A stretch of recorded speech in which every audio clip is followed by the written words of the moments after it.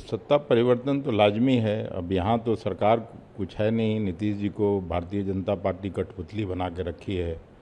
और उनकी जो मन स्थिति है, मैं हमेशा कहता हूँ कि अगर पहले वाले नीतीश कुमार रहते तो इस तरह कभी काम नहीं करते, छोड़ के कब का चले गए रहते। लेकिन अब मजबूरी है। एक तरफ भारतीय जनता पार्टी कहती है कि नीतीश जी का चेहरा आगे करके लड़ेंगे, लेकिन ये तो नहीं कहती है कि नीतीश जी फिर से मुख्यमंत्री बनेंगे।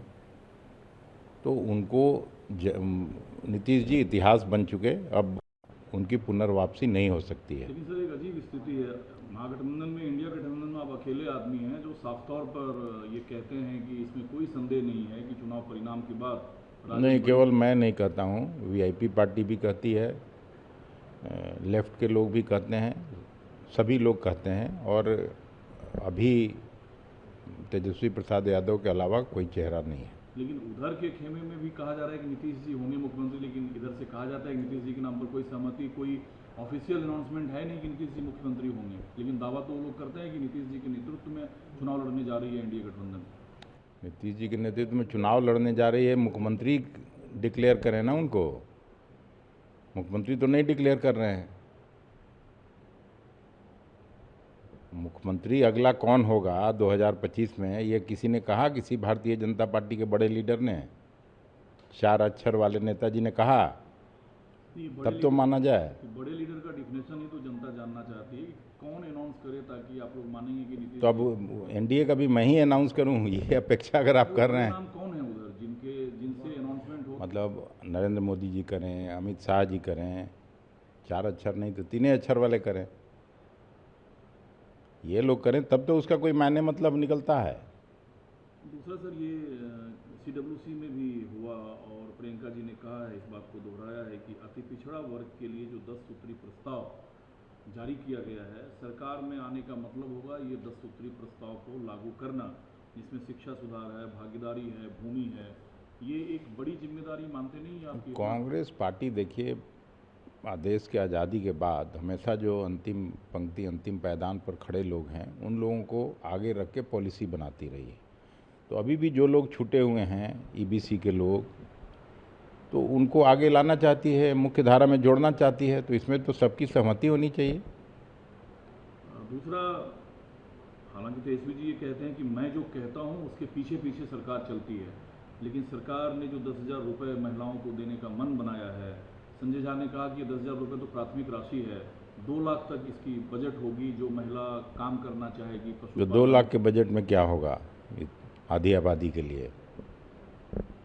2 लाख तो कुछ नहीं है, ऊँट के मुंह में जीरा के समान है। लेकिन ये जो भी इलेक्शन के समय में दिया जाता है, वो तो मुंगेरी लाल के हसीन सपने हैं।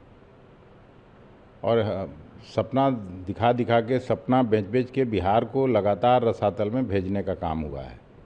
अब एनडीए सरकार कुछ भी कर ले, वो उसकी वापसी नहीं हो सकती। लेकिन सर, आपने देखा मध्य प्रदेश से लेकर महाराष्ट्र तक ये जो महिलाओं से जुड़ी योजनाएं, खासकर जो सीधा कैश ट्रांसफ़र है, ये बड़ा इफेक्टिव रहा है। नहीं, वहाँ इफेक्टिव रहा होगा, लेकिन झारखंड में क्या हो गया?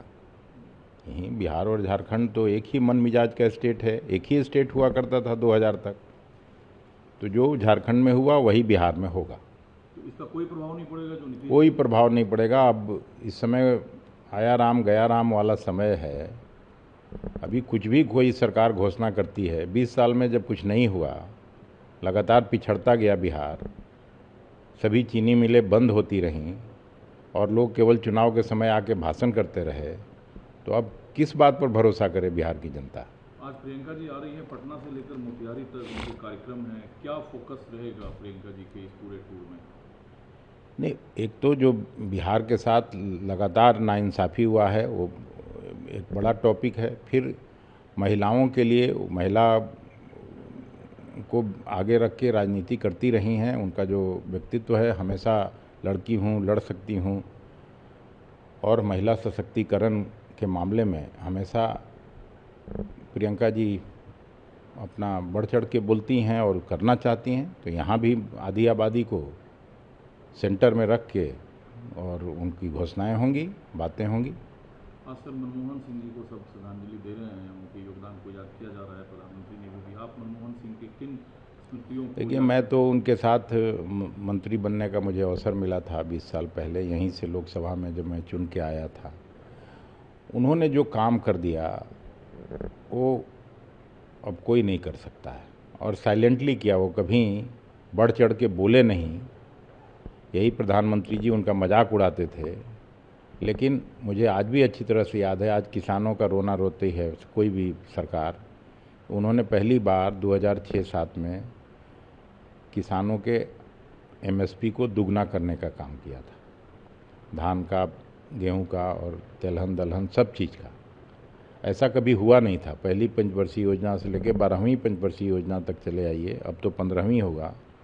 उनके अलावा किसी ने नहीं किया सीधा डबल करने का। 20 रुपया, 30 रुपया, 10 रुपया, 50 रुपया, यही बढ़ता था।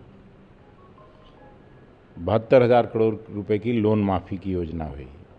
मनरेगा, सूचना का अधिकार, फूड पॉलिसी, सब उन्होंने चेंज किया।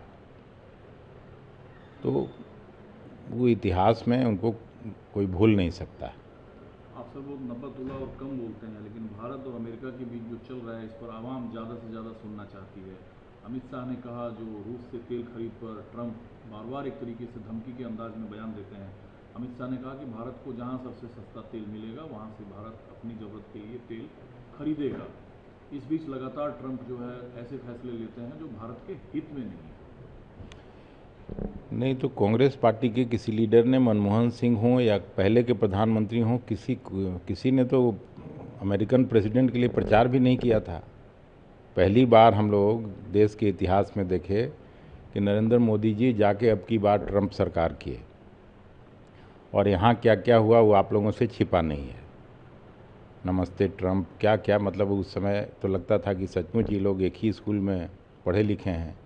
ऐसी दोस्ती तो हम लोगों ने कभी देखी नहीं, और इस तरह की दुश्मनी भी कभी नहीं देखी। तो कूटनीति के स्तर पर तो भारी गड़बड़ी है और फेल हुआ है भारत। ये सबके लिए चिंता होनी चाहिए, और हम लोग भी चिंतित हैं। अब तो व्यापार और आर्थिक नुकसान भी झेलना पड़ रहा है भारत को। नहीं, हर फ्रंट पे नुकसान हो रहा है, और भारत की ये दुर्दशा कहाँ रुकेगी अब ऊपर वाला ही जाने।